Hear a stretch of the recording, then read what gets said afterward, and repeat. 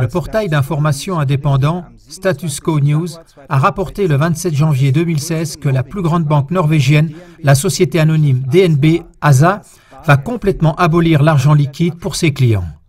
Le chef de la DNB, Trond Bentestuen, a dit récemment dans une interview avec le plus grand journal d'Oslo, le Verdens Gang, que la Norvège n'a pas besoin d'argent liquide. Ce qui est intéressant, ce sont les détails de son explication. Je cite Bentestuen. 60% de l'argent liquide qui circule en Norvège est hors de notre contrôle.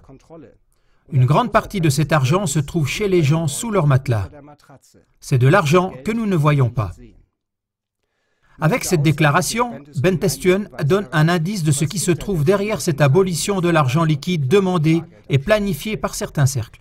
Les banques, qui se trouvent sous pression à cause de la crise économique mondiale, veulent s'assurer l'accès aux avoirs de leurs clients. Ceci ne fonctionne que si les clients bancaires laissent l'argent sur leur compte et ne l'accumulent pas justement en liquide, sous leur matelas ou dans un coffre. Pour atteindre ce but, on essaye de plus en plus de criminaliser la possession d'argent liquide.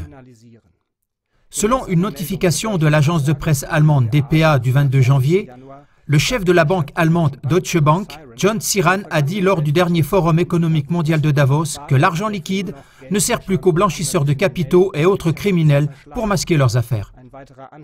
Un autre partisan de l'interdiction de l'argent liquide, l'économiste allemand Peter Bofinger, a déclaré dans le journal allemand Spiegel « S'il n'y a plus d'argent liquide, la barrière de l'intérêt zéro est supprimée et plus rien n'arrête les intérêts négatifs. » Cela veut dire que si vous ne pouvez plus vous faire verser votre avoir en liquide par votre banque, votre avoir peut être diminué à tout moment par un intérêt négatif ou même qu'un prélèvement sur les avoirs peut être effectué sur votre compte sans que vous puissiez vous défendre contre cela.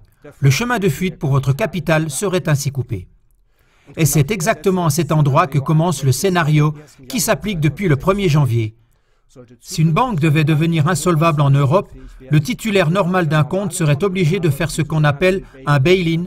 Cela veut dire que les faillites bancaires futures ne seront plus couvertes par l'argent du contribuable, donc un bail-out, mais payées par les titulaires de compte de la banque, un bail-in. Les gouvernements veulent certes faire croire aux titulaires de compte que seuls les comptes avec un avoir supérieur à 100 000 € seront utilisés en cas de krach financier bancaire et que les avoirs inférieurs à ce montant seront couverts par un fonds de garantie des dépôts. Mais en y réfléchissant bien, on s'aperçoit qu'il n'y a pas assez d'argent dans ces prétendus fonds de garantie des dépôts pour couvrir tous les comptes qui seraient concernés lors d'un krach bancaire. Sans argent liquide, votre avoir serait perdu à tout jamais. Nous développerons d'autres aspects actuels de l'interdiction planifiée de l'argent liquide afin de vous montrer les liens véritables à ce sujet. Restez donc avec nous et considérez qu'en ce moment, seul le liquide est valable.